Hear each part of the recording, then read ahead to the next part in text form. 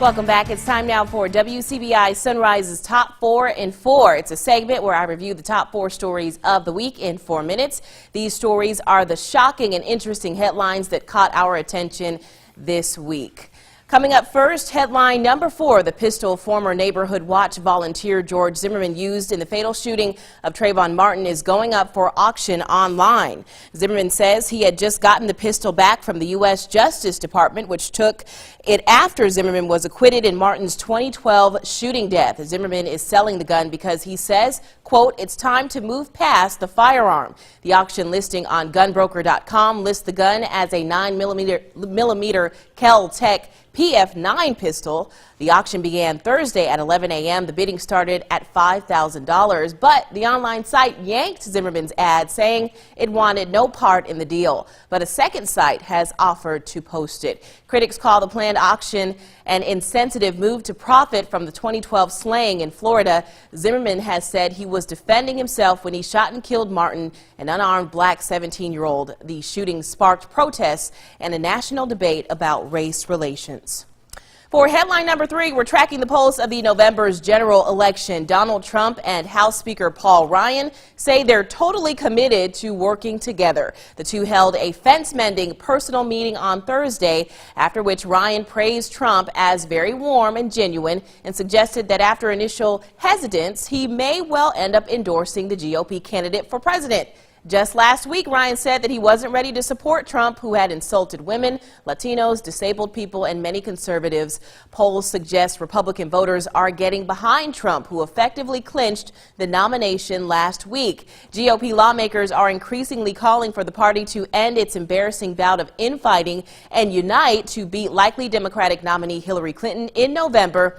And many want to see Ryan get on board. Well, now he is. A week earlier, if you remember, Ryan stunned Republicans by refusing to back the billionaire for president. Now, if only I had some sort of face to represent how I feel about this next story, right? Well, maybe I do. A symbol of emotion is the topic of headline number 2. So apparently Google wants professional women to be better represented in emoji form. Well, here's how. In a Google statement, Google says it wants to create a new set with a goal of highlighting the diversity of women's careers and empowering girls everywhere. The proposal says women and those under 30 in particular are the most frequent users of emojis. Sample emojis provided by Google in the proposal show several female characters in professional clothing, including business suits, lab coats, medical scrubs, and construction hats. One sample emoji even has a pitchfork and a farmer's hat. Google has also included sample male versions of the same emojis, so equality across the board. Google wants to standardize the emojis by the end of the year. Now, if you got the moves, then you will certainly like this next story.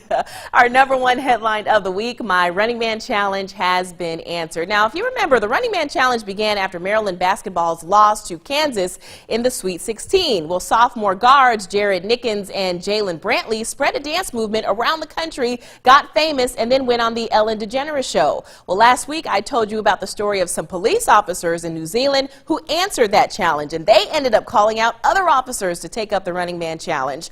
It's basically a video of yourself doing the Running Man, but adding your own spin to it. Well, if you will look at this video, my dance moves have certainly been tested after receiving a video from another viewer. Carl Vale from Reform sent a video of his grandson Noah Vale dancing at what appears to be a gym.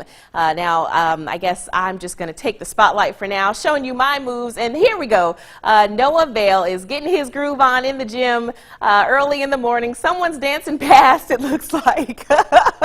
And I think Noah Vale is just really digging the song that's being played behind him. So thanks, Carl Vale, for sending us that video of your grandson, Noah. And Noah, hey, you've definitely got the moves. Be sure to join me next week. I'll be stacking up a new list of interesting stories and headlines that caught our eye. Dance moves and corny jokes included.